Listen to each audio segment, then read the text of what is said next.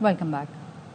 سرکاری ملازمین کی تنخواہوں میں 10% اضافہ، سولر پینل سستے کرنے کے بجائے مہنگے، وفاقی بجٹ قومی اسمبلی میں پیش کر دیا گیا۔ وزیر خزانہ نے بجٹ تقریر میں کہا نئے مالی سال میں حکومت کے مجموعی اخراجات 17,573 ارب روپے ہوں گے، 8,207 ارب روپے سود ادائیگی پر خرچ ہوں گے، پی ایس ڈی پی کا حجم 1,000 ارب روپے ہوگا۔ دفاعی بجٹ میں 20% اضافہ، آئندہ مالی سال میں دفاع کے لیے 2,500 ارب روپے مختص، مسلح افواج کی سرحدوں کے دفاع کے لیے قابل تحسین خدمات کا اعتراف، افسران اور جوانوں کو اسپیشل ریلیف الاؤنس دینے کی تجویز۔ یہ اخراجات بھی دفاعی بجٹ سے پورے کیے جائیں گے۔ وزیر خزانہ محمد اورنگزیب نے کہا ہماری فوج نے پیشہ ورانہ مہارت اور شجاعت سے دشمن کو مؤثر جواب دیا، سرحدوں کا دفاع ناقابل تسخیر بنایا، دنیا میں پاکستان کا وقار بلند کیا۔ وفاقی بجٹ میں تنخواہ دار طبقے کے لیے بڑا ریلیف، سرکاری ملازمین کی تنخواہوں میں 10% اضافہ۔ وزیر خزانہ محمد اورنگزیب نے بتایا وفاقی ملازمین کے گریڈ 1 سے 22 تک کی تنخواہوں میں 10% اضافہ ہوگا، پینشن 7% بڑھائی جائے گی، معذور ملازمین کے لیے خصوصی کنوینس الاؤنس ماہانہ 4,000 سے بڑھا کر 6,000 کیا جائے گا۔ وفاقی بجٹ میں تنخواہ داروں کے لیے ٹیکس سلیبس میں کمی کر دی گئی ہے۔ سالانہ 6 سے 12 لاکھ تک تنخواہ پر ٹیکس کی شرح 5 سے کم ہو کر 2.5% ہوگی۔ وزیر خزانہ نے بتایا 12 لاکھ آمدن پر سالانہ ٹیکس کی رقم 30,000 روپے سے کم کر کے 6,000 کرنے کی تجویز ہے۔ 22 لاکھ تک تنخواہ پر ٹیکس کی شرح 15% سے کم کر کے 32 لاکھ تنخواہ پر ٹیکس شرح 25% سے کم کر کے 23% کر دی گئی ہے۔ وزیر اعظم پاکستان کی ہمیشہ یہ کوشش رہی ہے کہ تنخواہ دار طبقے پر ٹیکسوں کے بوجھ کو کم سے کم کیا جائے۔ 6 لاکھ روپے اور 12 لاکھ روپے تک تنخواہ پانے والوں کے لیے ٹیکس کی شرح 5% سے کم کر کے 2.5% کر دی گئی ہے۔ 22 لاکھ روپے تک تنخواہ لیتے ہیں ان کے لیے کم سے کم ٹیکس کی شرح 15% کی بجائے 11% کرنے کی تجویز ہے۔ 22 لاکھ روپے سے 32 لاکھ روپے تک تنخواہ لینے والوں کے لیے ٹیکس کی شرح 25% سے کم کر کے 23% کرنے کی تجویز ہے۔ وفاقی بجٹ پر بھر کے تاجروں اور صنعت کاروں کا ملا جلا رد عمل سامنے آیا۔ کراچی کے تاجروں اور صنعت کاروں کا کہنا ہے کہ تنخواہ دار طبقے کے ٹیکسوں میں کمی خوشائند ہے، کاروباری آمدنی پر بھی ٹیکسز کم کیے جائیں۔ کوئٹہ والوں نے کہا کہ گزرے برسوں سے یہ بجٹ بہتر کوئٹہ کے ترقیاتی کاموں کا خیر مقدم کرتے ہیں۔ بجلی پر ریلیف نہ ملنے سے کاروباری افراد مشکلات کا شکار ہوں گے۔ ایلیٹ کلاس کے اوپر کم کی گئی ہے ٹیکس، فیڈریشن اس کو بہت اپریشیٹ کرتی ہے۔ بزنس انکم کے اوپر بھی ہمارا یہ مطالبہ ہے کہ اس کو بھی کم کیا جائے۔ سیکٹر اس کے اندر آپ دیکھیں زیادہ تر یوتھ ہے، اس کے اوپر 18% ٹیکس لگا دیا، ان کی کمر ٹوٹ جائے گی، تو اس کو واپس لیں۔ بجٹ ایز اے ہول اچھا تھا، ہماری توقعات بہت زیادہ تھی۔ ملک کو چلانا ہے، جو لوگ بجٹ بنا رہے ہیں ان کے اوپر بھی پریشر تھا۔ سولر کے لیے جو انہوں نے ڈیوٹی ٹیکسز لگا دیے ہیں اس کو نہ چڑھا جاتا تو بہتر۔ بلوچستان کے حوالے سے جو روڈ اور وہ کچھ منصوبے اس میں شامل کیے، ہم اس کا خیر مقدم کرتے ہیں اور اس دفعہ بجٹ کافی بنسبت باقی سالوں سے اچھا ہے۔ اس بجٹ میں ہماری جو توقعات تھی حکومت سے وہ ہمیں نظر نہیں آئی۔ تو سولر پہ انہوں نے 18% جی ایس ٹی لگا دیے، وہاں ایک سستی بجلی تھی وہ بھی انہوں نے ختم کر دی۔ انڈسٹری کے لیے، ایکسپورٹ کے لیے، لوکل مینوفیکچرنگ کے لیے یہ کوئی بہت فرینڈلی بجٹ نہیں تھا۔ ہم لوگ ایکسپیکٹ کر رہے تھے کہ کاسٹ آف پروڈکشن کم کرنے کے لیے بجلی کی پرائسز 9 سینٹ پہ لائیں گے۔ ریلیف تو بڑی دور کی بات ہے، میں یہ سمجھتا ہوں جو کنٹینیوٹی تھی پچھلے، جو کچھ ہمیں انسینٹیو یا ریلیف تھی ایکسپورٹ کو، وہ بھی ختم کر دی گئی ہے۔ ایکسپورٹ کو پروموٹ کرنے کی بجائے بہت ہی زیادہ ڈسکریج کیا گیا ہے۔ سیالکوٹ کے بزنس مین ہونے کے ناطے ایز ایکسپورٹر ہمارا ایک ہی مطالبہ تھا کہ ہمیں ایف ٹی آر کو بحال کیا جائے۔ بجلی کے ٹیرف چونکہ ریوائز نہیں کیے گئے جس سے بزنس مینوں کے لیے مشکلات پیدا ہوں گی۔ تنخواہ دار طبقے نے بوجھ اٹھایا، سوال ہے اشرافیہ نے کتنا بوجھ اٹھایا۔ وزیر اعظم شہباز شریف کا وفاقی کابینہ کے اجلاس سے خطاب، کہا وقت آ گیا اب ہم نے اقتصادی ترقی حاصل کرنا ہے، بھارت سے جنگ میں فتح کے بعد پوری قوم متحد ہے، ایسا موقع صدیوں میں ملتا ہے، سب نے مل کر آگے بڑھنا ہوگا، دشمن پانی پر دھمکیاں دے رہا ہے، پاکستان اپنے حصے کا ایک ایک قطرہ لے کر رہے گا۔ بجٹ آ گیا، کیا سستا کیا مہنگا، وفاقی حکومت کو بجلی کی خریداری پر سرچارج بڑھانے کا اختیار مل گیا۔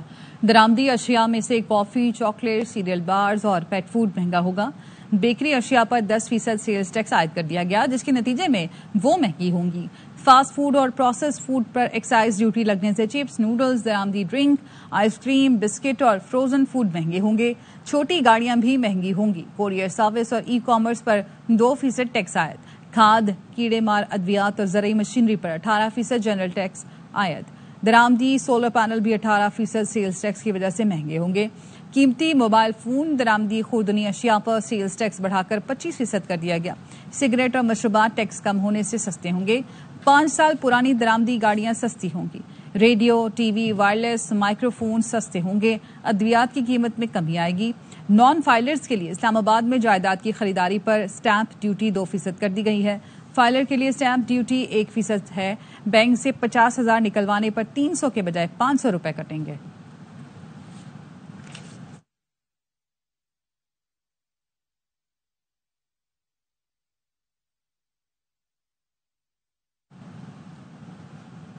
पॉलिसी रेट इस साल सिंगल डिजिट में आ जाएगा। निजकारी के हवाले से हम इतना कुछ नहीं कर सके जितना हम कर सकते थे। बजट तकरीर के बाद वफाकी वज़ीर खजाना मोहम्मद औरंगजेब की ARY न्यूज़ से खुसूसी गुफ्तगू। एक सवाल पर कहा, PIA, रोजवेल्ट और 3 मालियाती इदारों की निजकारी इस साल कर देंगे। पेट्रोलियम लेवी पर अभी कोई बात नहीं हुई है।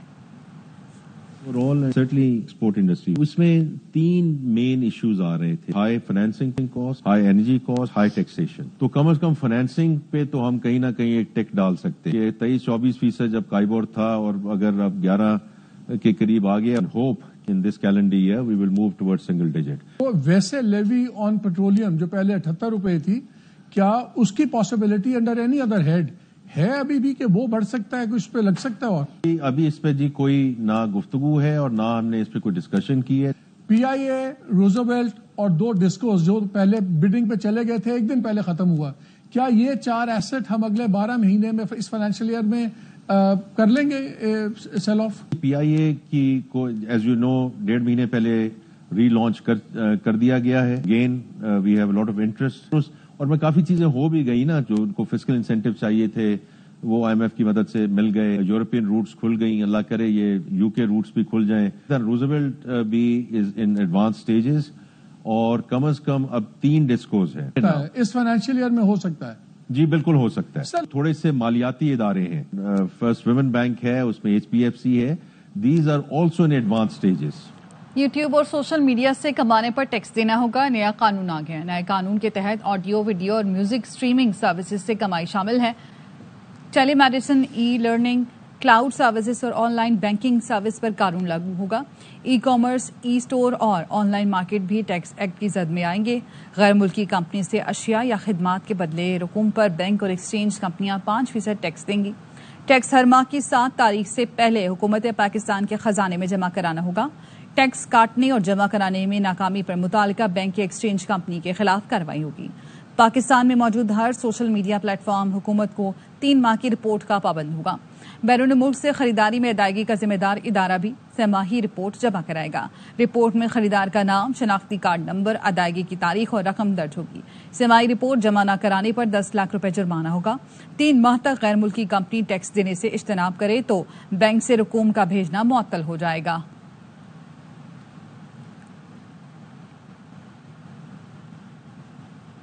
तर्जुमान अमरीकी महकमा खारजा टैमी ब्रूस का कहना है कि अंडर सेक्रेटरी एल्स होकर की पाकिस्तानी सफारती वफ्द से मुलाकात हुई।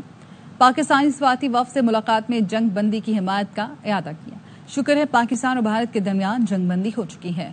पाकिस्तानी वफ्द से दहशतगर्दी के खिलाफ ताउन और 2 तरफा ताल्लुकात पर गुफ्तगू हुई।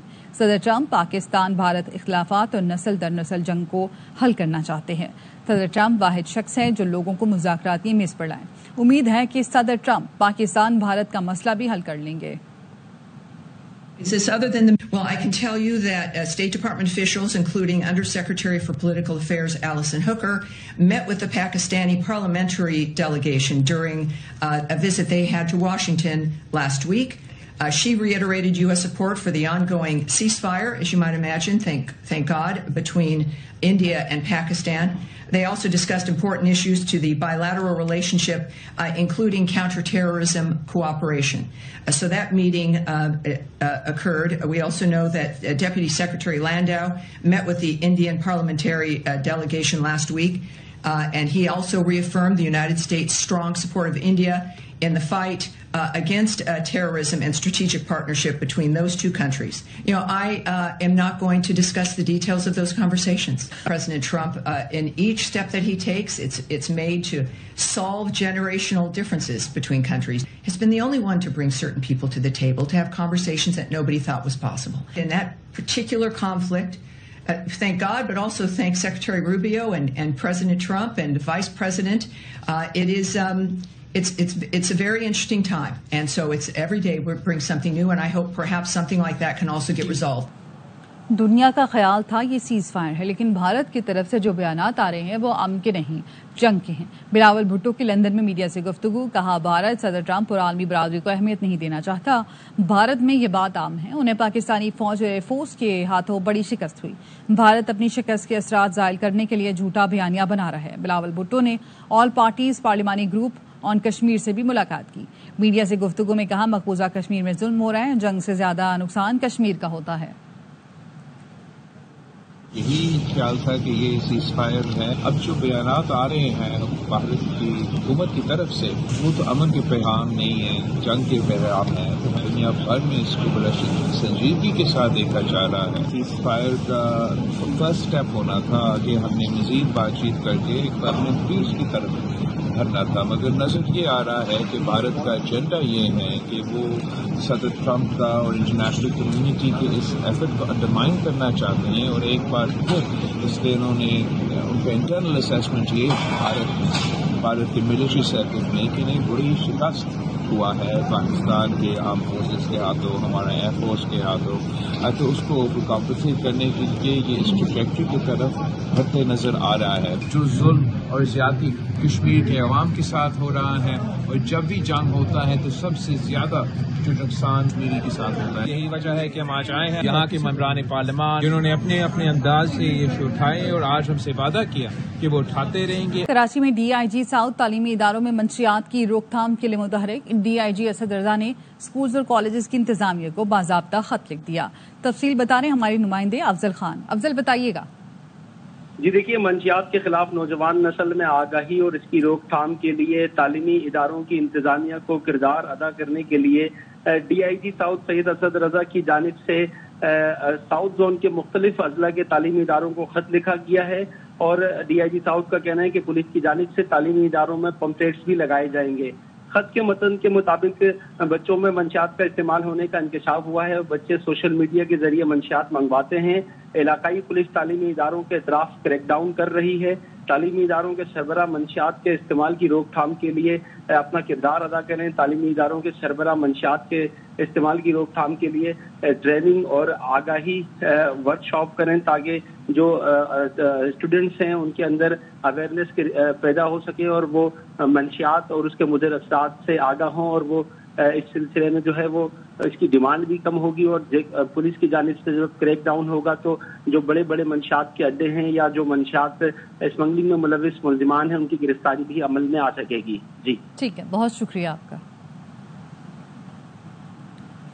کراچی میں تیز رفتار واٹر ٹینکر نے بچپن کے دو دوستوں کو کچل دیا۔ بورڈ آفس کے قریب واٹر ٹینکر کی ٹکر سے دو موٹر سائیکل سوار جاں بحق ہو گئے۔ ریسکیو حکام کے مطابق جاں بحق نوجوانوں میں 20 سالہ زبیر اور 18 سالہ ایان شامل ہیں۔ پولیس نے بتایا مشتعل افراد نے واٹر ٹینکر کو آگ لگانے کی کوشش کی، تاہم پولیس نے صورتحال پر قابو پا لیا۔ ڈرائیور کو گرفتار کر کے واٹر ٹینکر تحویل میں لے لیا ہے۔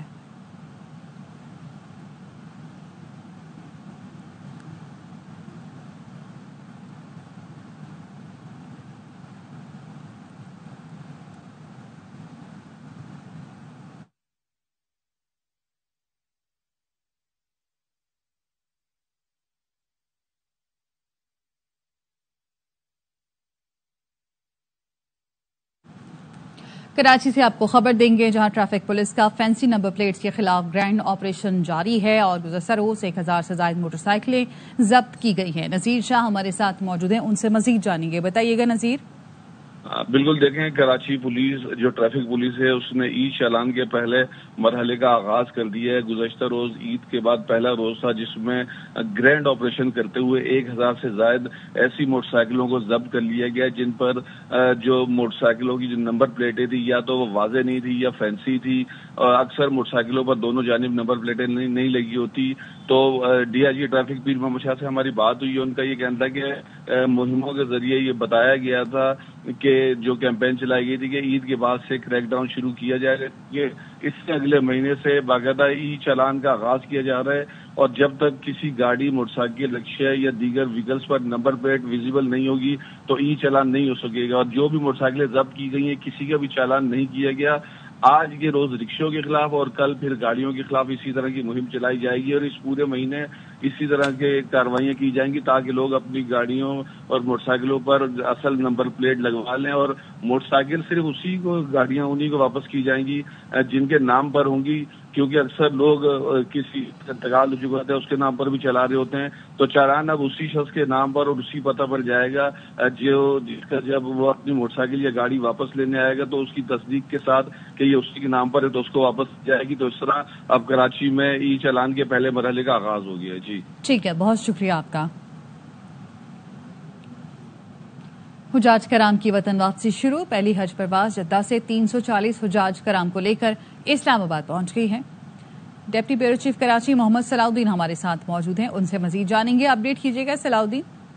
دیکھیں بالکل قومی ایئر لائن نے بعد از حج آپریشن شروع کر دیا گیا ہے. قومی ایئر لائن کی پہلی حج پرواز جدہ سے اسلام آباد 340 حجاج کرام کو لے کر پہنچ گئی ہے. اسلام آباد انٹرنیشنل ایئرپورٹ پر چیف آپریٹنگ آفیسر آفتاب گیلانی نے حجاج کرام کا استقبال کیا ہے. تو اس طرح سے پی آئی اے نے آج 4 پروازیں آپریٹ کی ہیں جدہ سے, 2 اسلام آباد کے لیے, 1 لاہور اور 1 کراچی کے لیے. مجموعی طور پر 900 سے زائد حجاج کرام کو آج وطن واپس پہنچایا جا رہا ہے. قومی ایئر لائن کے مطابق حج آپریشن شروع کر دیا گیا ہے.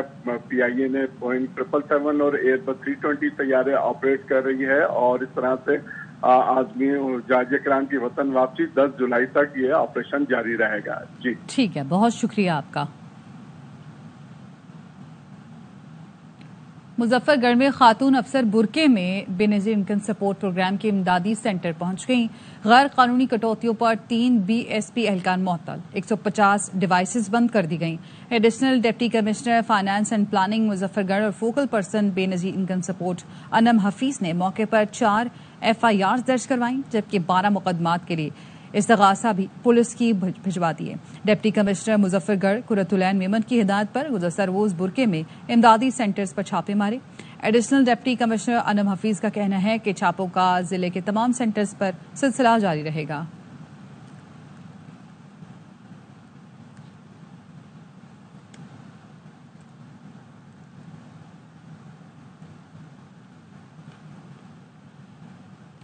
پنجاب میں گرمی اور ہیٹ ویو کی صورتحال 13 جون تک برقرار رہے گی. ترجمان پی ڈی ایم اے کا کہنا ہے درجہ حرارت معمول سے 7 ڈگری تک زیادہ رہے گا. لاہور, فیصل آباد, گجرانوالہ, ملتان, بہاولپور, سرگودا, ڈیرہ غازی خان اور ساہیوال میں شدید گرمی اور ہیٹ ویو کی صورتحال رہے گی. ریلیف کمشنر پنجاب نے کمشنر اور ڈپٹی کمشنرز کو الرٹ رہنے کی ہدایت کر دی ہے. D G P D M A کا کہنا ہے کہ تمام اسپتالوں میں ہیٹ ویو کاؤنٹر قائم ہے. پی ڈی ایم اے پنجاب نے ہیٹ سٹروک سے بچاؤ کے لیے متعلقہ دواؤں کی فراہمی یقینی بنانے کی ہدایت کی ہے.